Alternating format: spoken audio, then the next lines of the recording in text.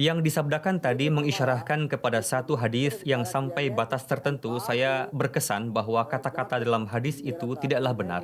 Tapi dari sisi topik, ada hadis lain yang senada dengan topik tersebut, saya akan jelaskan. Kita harus berhati-hati dalam mensikapi suatu hadis Nabi. Jika kita teringat akan suatu topik, maka katakanlah dengan penuh kehati-hatian bahwa saya teringat dengan suatu topik yang sejenis dengan itu, dan jangan sekali-kali menyandarkan suatu perkataan kepada Rasulullah sebelum kita benar-benar yakin kebenarannya.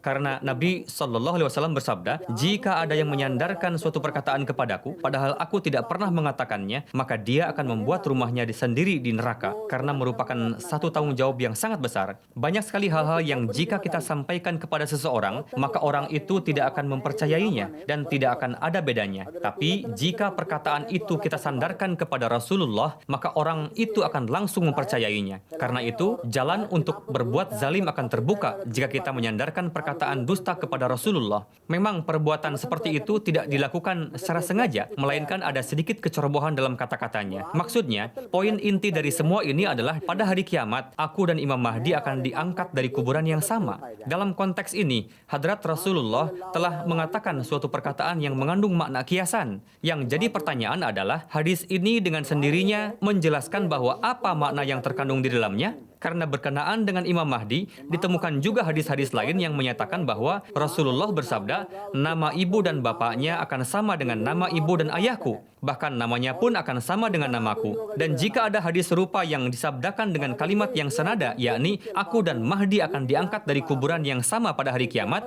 maka dari itu bisa diketahui bahwa di dalamnya terkandung makna kiasan. Karena tidaklah mungkin ada orang yang akan berani menggali kuburan Rasulullah SAW. Apakah itu Mahdi atau wujud siapapun juga, tidak akan ada seorang muslim yang akan berani untuk menggali kuburan Rasulullah demi untuk menguburkan Mahdi. Dan jika orang itu mengatakan bahwa aku adalah Mahdi, maka mereka akan menjawab, bagaimana kami bisa mengetahui bahwa kamu Mahdi sebelum kamu dikuburkan terlebih dahulu? Dan jika Mahdi tadi mati sebelum mereka beriman, maka siapa yang akan mengizinkan untuk menggali kuburannya lalu dikuburkan dalam kuburan Rasulullah? Bagaimanapun gairat kita tidak akan mengizinkan hal itu terjadi. Dari gaya bahasanya memberitahukan kepada kita bahwa di dalam kalimat tersebut terkandung makna kiasan dan sedang disampaikan pesan sebagaimana terkadang para nabi mengatakan hal-hal yang serupa dengan tujuan supaya pemahaman kita menjadi tajam lalu merenungkannya sehingga kita bisa mengambil manfaat dari permisalan seperti ini. Masalahnya adalah awal permulaan kehidupannya sama dan hasil akhirnya pun sama, memberitahukan bahwa Mahdi itu suci dan benar dan taat sepenuhnya kepadaku, dan seperti halnya seseorang yang memiliki ketaatan sempurna, dia pun berhak untuk ditaati. Ayah dan ibunya sama, seperti halnya ibuku, begitu juga ibunya, dan seperti halnya ayahku, begitu juga ayahnya. Namanya juga sama seperti namaku. Maksudnya adalah, kalian jangan menyerang akal pemikirannya, dan janganlah mencelanya, karena celaan tersebut akan tertuju kepadaku, sebab